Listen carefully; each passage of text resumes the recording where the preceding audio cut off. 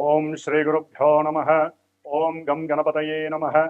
ఓం సం శరవణ భవాయ నమః. ఓం హ్రీం హనుమతే నమః. ఓం శ్రీ లక్ష్మీ నారసింహస్వామినే నమో నమః.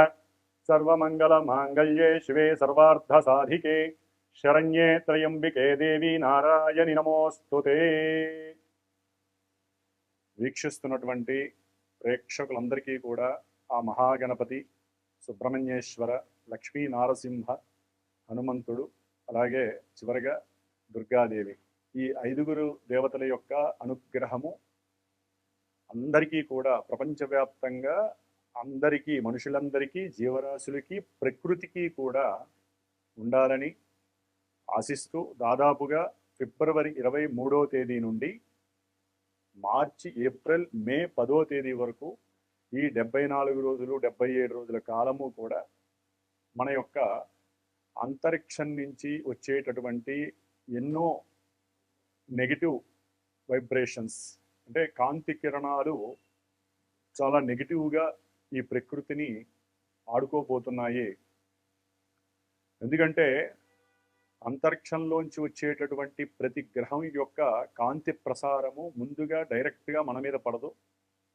అది మన భూగోళాన్ని ఆవరించి ఉన్నటువంటి ఈ ప్రకృతి, దాన్ని ముఖ్యంగా అది ఆకాశం ద్వారా కావచ్చు, నీటి ద్వారా, వాయువు ద్వారా, భూమి ద్వారా, అట్లాగే అగ్ని ద్వారా, ఈ ఐదింటి ద్వారా అది రంగరింపబడి ఆ లోపల మనం బతుకుతున్నాం. కాబట్టి మన మీద, మన ఆరోగ్యము, మనసు, బుద్ధి, మనకు జరిగేటటువంటి శుభాశుభ కార్యాలు, వీటి మీద వాటి యొక్క ప్రభావం అత్యంత కీలకంగా ఉండబోతోంది. కాబట్టి ఈ ఐదుగురు దేవతలని కూడా అష్టోత్తర రూపంగా కానీ, స్తోత్ర రూపకంగా కానీ, అట్లాగే ముఖ్యంగా ఏ గ్రహాల వలన మనకి ఈ యొక్క దుష్పరిణామాలు కలగబోతున్నాయి అనే విషయాన్ని గనక మనం గమనించినట్లయితే, ఇప్పటి వరకు చతుర్గ్రహ కూటమిగా ఉన్నటువంటి గ్రహాలన్నీ కూడా కుంభరాశిలో రాహుగ్రహంతో సూర్యుడు, కుజుడు, బుధుడు, శుక్రుడు, ఈ 5 గ్రహాలు కూడా కుంభరాశిలో ఉంటూ, సింహరాశిలో కేతువు, అట్లాగే ఈ 5 గ్రహాలని చూడబడుతున్నటువంటి గురుగ్రహము, ముఖ్యంగా ఈ 5 రాహువుకి అధిష్టానంగా ఉండేటటువంటి, అంటే రాహువు శనిగ్రహానికి ఏజెంట్గా పనిచేస్తూ ఉంటాడు. ఎందుకంటే ఆయన ఉన్నటువంటి క్షేత్రము శనిది కాబట్టి. అంటే ఇక్కడ శనికి కూడా ఈ పంచగ్రహాలతో లింక్ అయి ఉంటుంది. అంటే దాదాపుగా ఒక చంద్రుడు మినహా అన్ని గ్రహాలు కూడా మనకి వాటి యొక్క కారకత్వాలు, అంటే ఒక్కొక్క దానికి ఒక పోర్ట్ఫోలియో ఉంటుంది. అవి ఇచ్చేటటువంటి తీరుతెన్నులన్నీ కూడా చాలా కఠినంగా ఉండబోతున్నాయి. ఎందుకంటే రాహు అనేటటువంటి ఛాయాగ్రహము మహా చెడ్డవాడు. అందులోనూ ఆయన శనింట్లో ఉండి, ఆ శని మహానుభావుడు ప్లస్ ఈ కుజుడు, 5 గ్రహాలు అదే రాశిలో కలిసి ఉండి ఎన్నో రాశుల వారికి ఎన్నో వైవిధ్యకరమైనటువంటి సంఘటనలు, ఇబ్బందులు, ఎన్నో ప్రమాదాలు కలగబోతున్నాయి అనుకోవటంలో ఎటువంటి అతిశయోక్తి లేదు.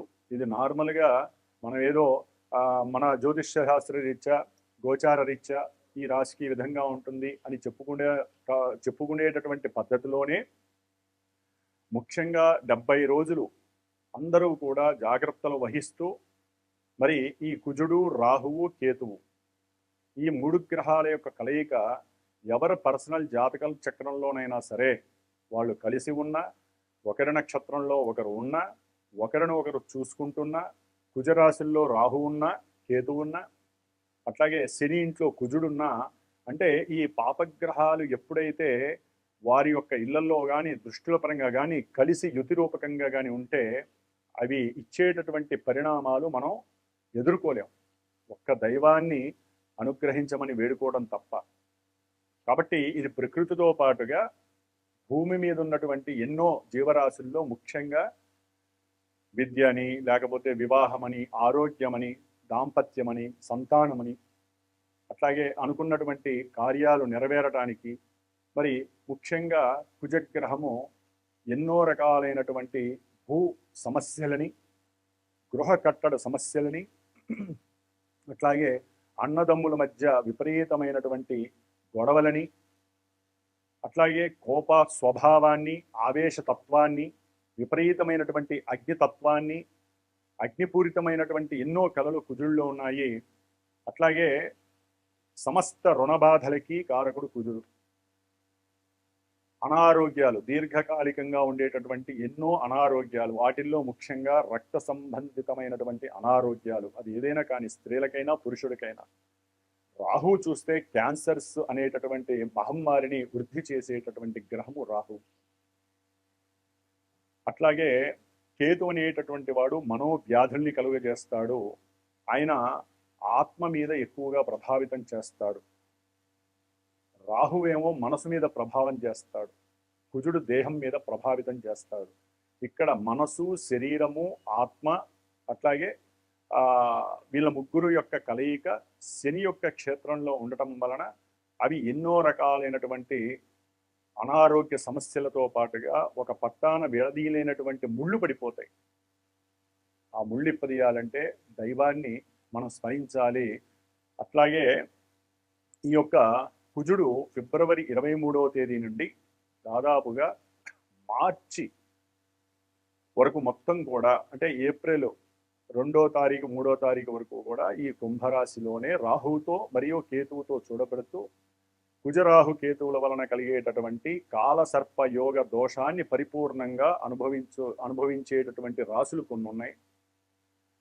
అట్లాగే పరిపూర్ణంగా 7 రాశులు మొత్తము కూడా, ఇది ఒక రకంగా చెప్పాలంటే కేతువు నుంచి రాహు మధ్యలో ఉన్నటువంటి గ్రహాల యొక్క సవ్యకాల సర్పదోషం కాబట్టి కొంతవరకు గురుడు కూడా చూస్తున్నాడు కాబట్టి మనందరం బయటపడే అవకాశాలు ఉన్నాయి. అది కూడా దైవనామ స్మరణ వలన కానీ, మనం చేసేటటువంటి పూజాధికాల వలన కానీ. మరి ఎవరి జాతకాలలో ప్రత్యేకించి ఎవరి ఇండివిజువల్గా వారి జాతకాలు ఉంటాయి. వారి జాతకాలలో వివాహం అయ్యి ఓ పట్టాన దంపతులు ఇద్దరూ కూడా కొట్టుకోనటువంటి రోజంటూ ఉండదు. మాట పెంచుకుపోవటం, ఒక్కొక్కసారి రక్తస్రావాలు కూడా అయ్యేంతటి కోపావేశాలను ప్రదర్శించుకోవటము, అఘాయిత్యాలు చేసుకోవటము, ప్రమాదాలు జరగటము, విపరీతమైనటువంటి కోపావేశాలతో ఎవరి మీద పడితే వారి మీద లేనిపోని అభాండాలతో కూడినటువంటి వాగ్వాదాలు, మూర్ఖత్వము చూపించటాలు, అట్లాగే ఆత్మహత్యా ప్రయత్నాలు, ఎన్నో భూ వివాద సమస్యల్లో ఇరుక్కోవటము, రాజకీయ నాయకులు, పోలీసు వ్యవస్థ, రక్షణ వ్యవస్థలకు సంబంధించిన వారితో విపరీతమైనటువంటి ప్రతికూలమైనటువంటి సంబంధ బాంధవ్యాలు కలగటము, మోసపూరితమైనటువంటి కుట్రపూరితమైనటువంటి ఎన్నో అవమానకరమైనటువంటి అనుమానాన్ని కలిగించేటటువంటి సమస్యల్లో ఇరుక్కోవటము, అవసరం లేనటువంటి, అంటే ముఖ్యంగా విద్యార్థులు కావచ్చు, జాబ్స్ చేసేవాళ్ళు కావచ్చు, లేనిపోనటువంటి దుర్వ్యసనాలకి వాళ్ళందరూ కూడా కొంతమంది వారి జాతకంలో కనుక ఈ యొక్క సిస్టమ్ నడిచిన, ఈ గ్రహాలు ఎక్కడైనా నెగిటివ్గా వారి జాతకాల్లో ఉన్నా చదువుకునే వాళ్ళు చదువు భంగం కలుగుతుంది, వివాహమైన వాళ్ళకి విడాకులయ్యే అవకాశాలు ఉంటాయి, సంతానం కలుగుతుంది అనేటటువంటి ఆలోచన ఉన్న వాళ్ళకి గర్భస్రావ దోషాలు జాతకంలో ఉన్నట్లయితే అవి ఇప్పుడు కలిగడానికి అవకాశం ఉంటుంది. విపరీతంగా ఊరికినే బండ్ల మీద నుంచి పడటము, కార్లకి యాక్సిడెంట్లు అవ్వటము, కార్లలో ఉన్నటువంటి బస్సుల్లో కానీ రైళ్లలో కానీ, మరి వాయుతత్వపు రాశి కాబట్టి విమానాలకి సంబంధించినటువంటి వాయు సంబంధిత ప్రమాదాలు కానీ, అంటే ఇవన్నీ చెబుతున్నందుకు దయచేసి ఎవరూ కూడా అపార్థం చేసుకోకండి. ఇవన్నీ శాస్త్రం మనకి చెప్తున్నది. సర్పదోషం అనేటటువంటి అనంతకాల యోగ దోషం అనేది ప్రపంచానికి సంబంధించింది.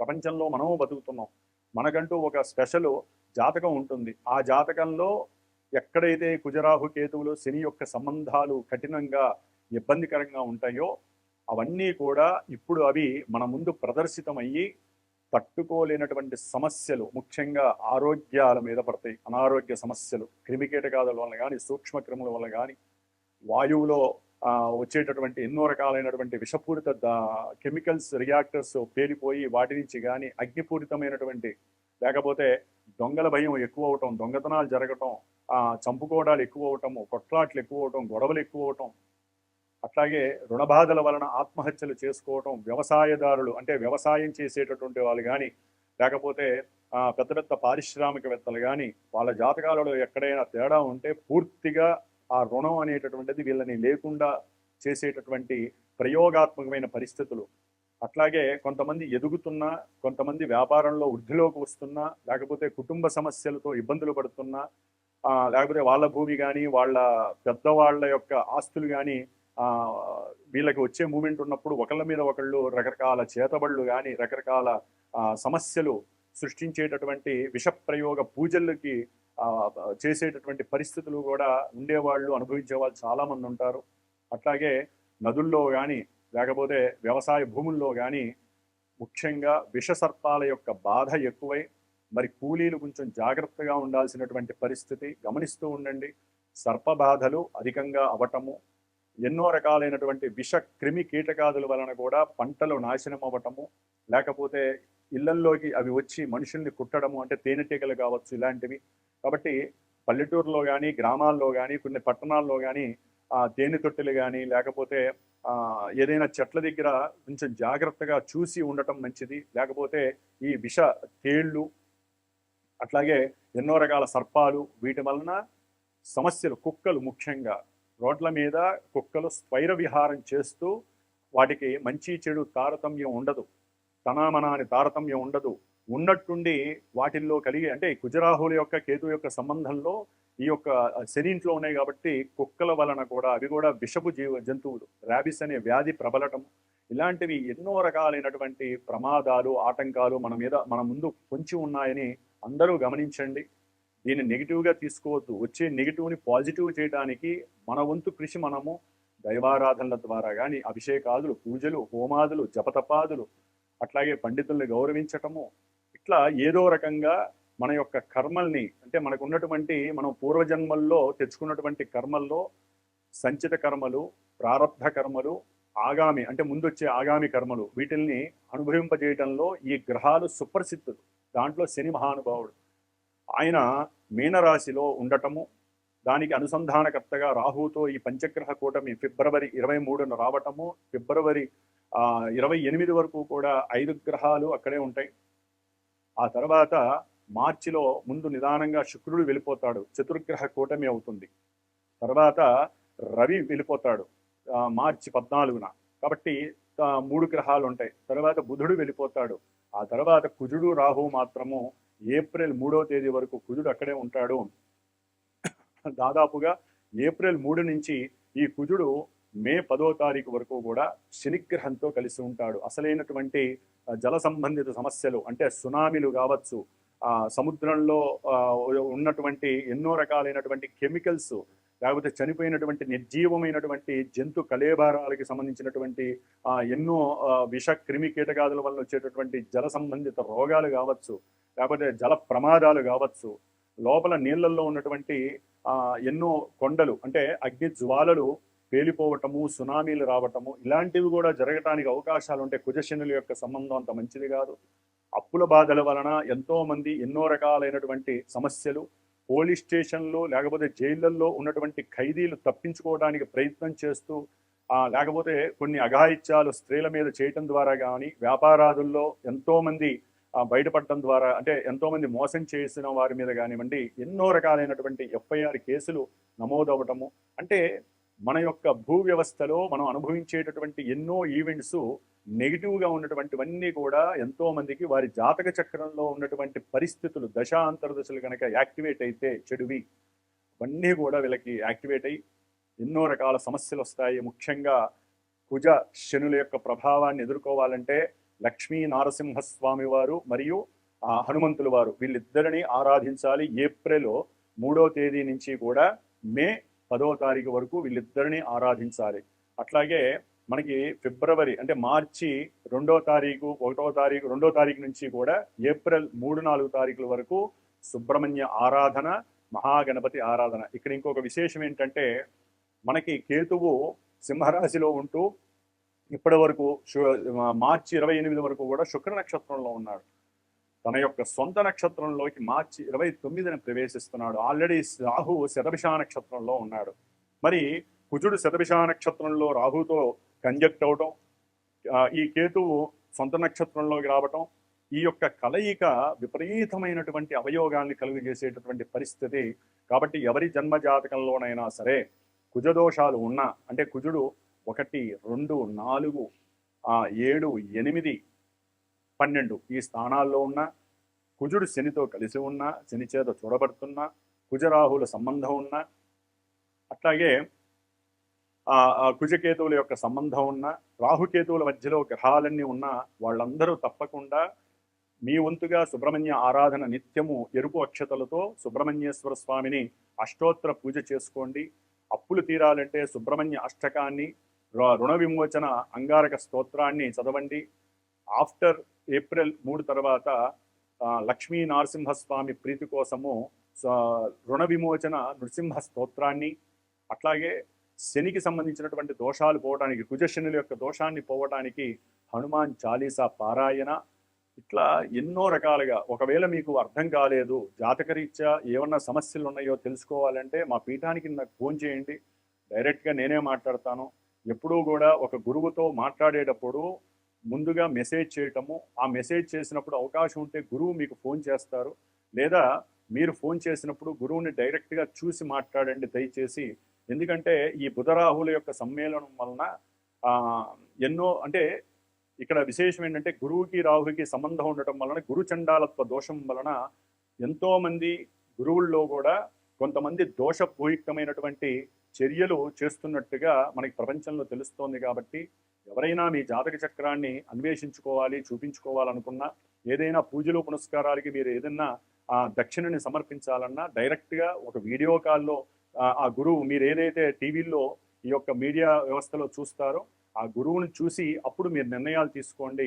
అట్లాగే ఏదైనా సరే డైరెక్ట్గా దగ్గరగా ఉన్న వాళ్ళైతే గురువుని డైరెక్ట్గా ముఖే సరస్వతి, ఎప్పుడు కూడా గురువుతో మీరు డైరెక్ట్గా మాట్లాడాలి, లేదా ఫోన్లోనైనా సరే వీడియో కాల్లో ప్రశాంతంగా కూర్చున్నప్పుడు మీరు ప్రశాంతంగా ఉండాలి, గురువు ప్రశాంతంగా ఉన్నప్పుడే మాట్లాడండి. అప్పుడు మాత్రమే గ్రహాలు చక్కగా మీకు మా చేత పలికిస్తాయి, మీకు ఏది కావాలో ఆ పరిష్కారాలు చూపిస్తాయి. జ్యోతిష్యాన్ని నమ్మాల్సిందే, గురువుని నమ్మాల్సిందే. దానికి తగ్గట్టుగా గురువు చెప్పిన పరిష్కారాలని మీకున్నంతలో మీరు అవలంబిస్తూ, మీరు చేయాల్సిన కొన్ని ధర్మాలు మీకుంటే పూజలు, స్తోత్రాలు, అట్లాగే మంత్ర ప్రయోగం అనేటటువంటిది, అది పూజకి జపాలు చేయాలన్నా, హోమాలు చేయాలన్నా, పెద్ద పెద్ద అభిషేకాలు చేయాలన్నా అది మంత్రబలం ఉన్నటువంటి కొంతమంది గురువులకే చెల్లుతుంది. గురువు అనేటటువంటి ప్రతి ఒక్కరికి ఈ మంత్రబలం లేకపోతే ఆ పూజలు ఫలించవు. కాబట్టి ఆ యొక్క మంత్రబలం ఉన్నటువంటి గురువుని మీరు ఎంచుకొని జాగ్రత్తగా మీ జాతకంలో ఉన్నటువంటి దోషాలన్నీ హరింపజేసుకునేటటువంటి మంచి శుభదినంగా భావించండి.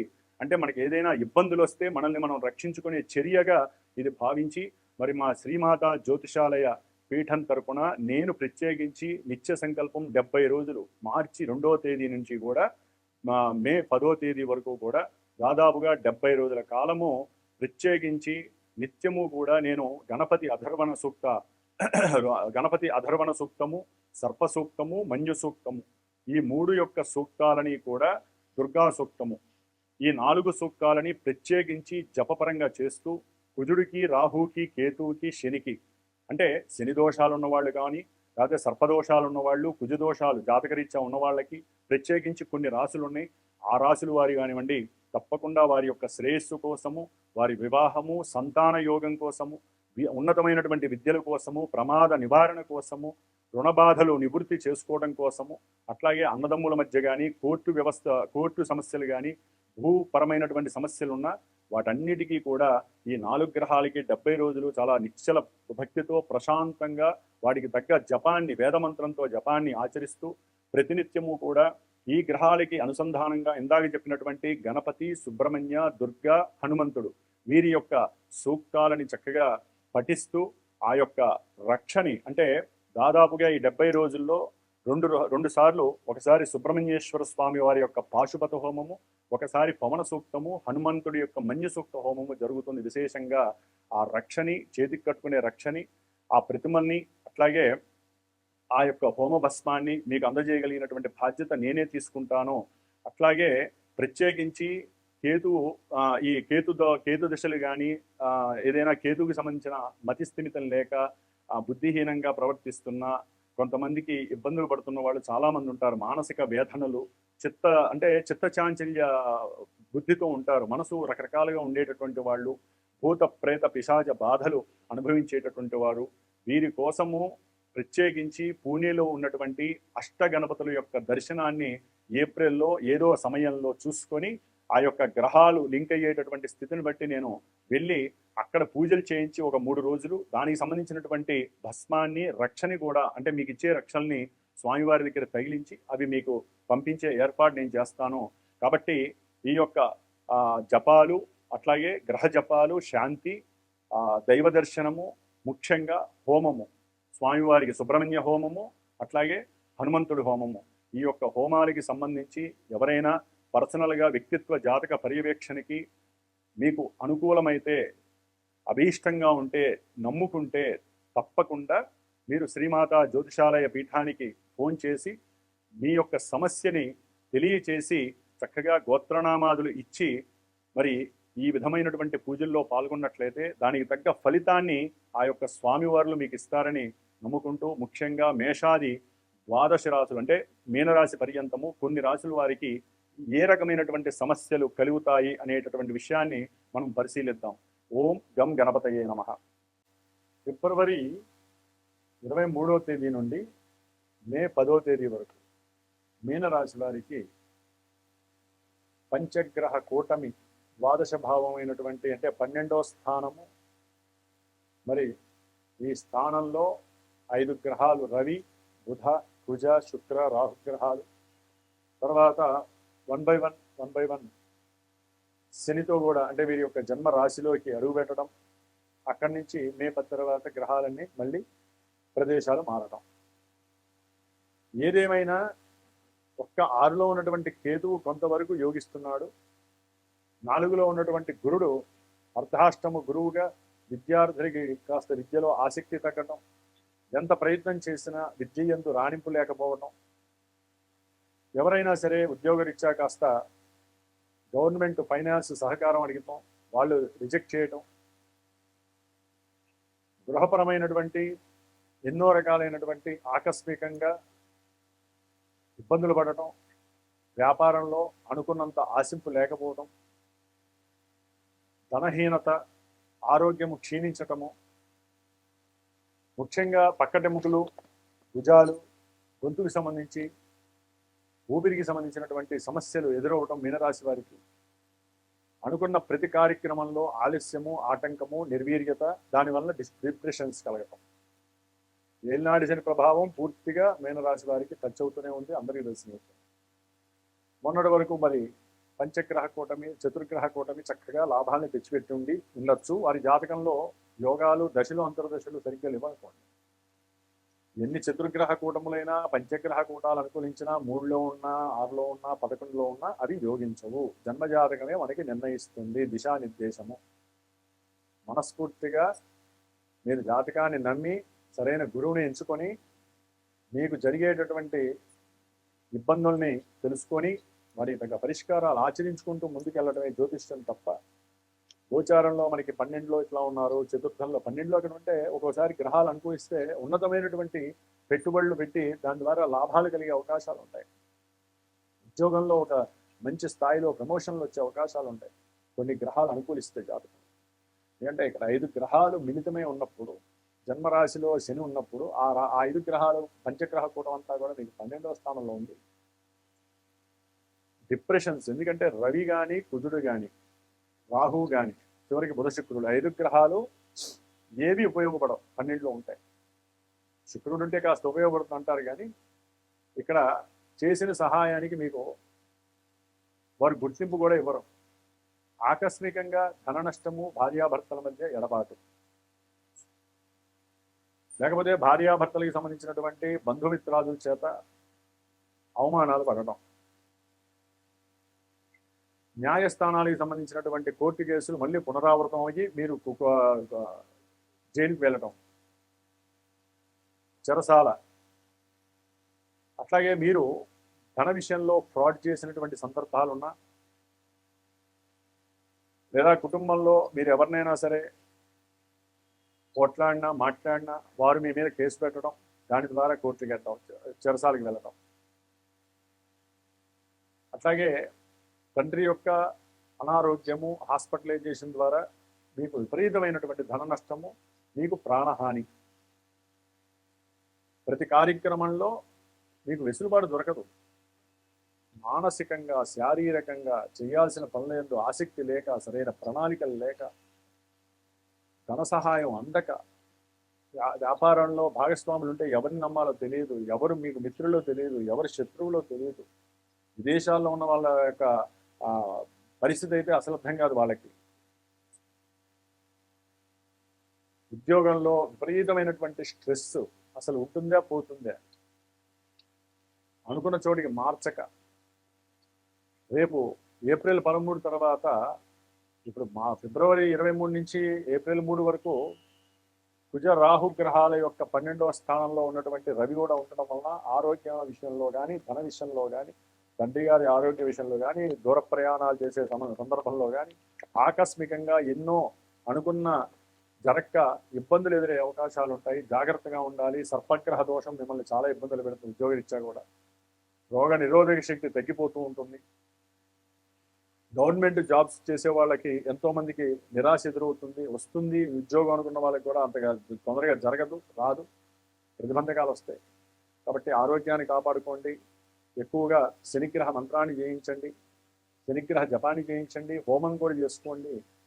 వీలుంటే నవగ్రహ పాశుపత హోమాన్ని చేయించుకోండి. స్పెషల్గా నవగ్రహాలన్నిటికీ ఆరాధన చేయండి. సుబ్రహ్మణ్య ఆరాధన, లక్ష్మీ నరసింహ ఆరాధన కంపల్సరీ చేయండి, లేదా పీఠానికి ఫోన్ చేయండి. ఈ 70 రోజులు నా చేత చేసేటటువంటి, నేను ఇందాక మొదట్లో చెప్పినటువంటి ఆ యొక్క సిస్టమ్ ప్రకారం జరిగే పూజల్లో మీ యొక్క గోత్రనామాలు చెప్పేసే బాధ్యత నాది. దానివల్ల మీకు పరిపూర్ణమైనటువంటి సంతృప్తికరమైనటువంటి భగవత్ అనుగ్రహం లాభరూపకంగా కలుగుతుంది. ఓం శ్రీమాత్రే నమః.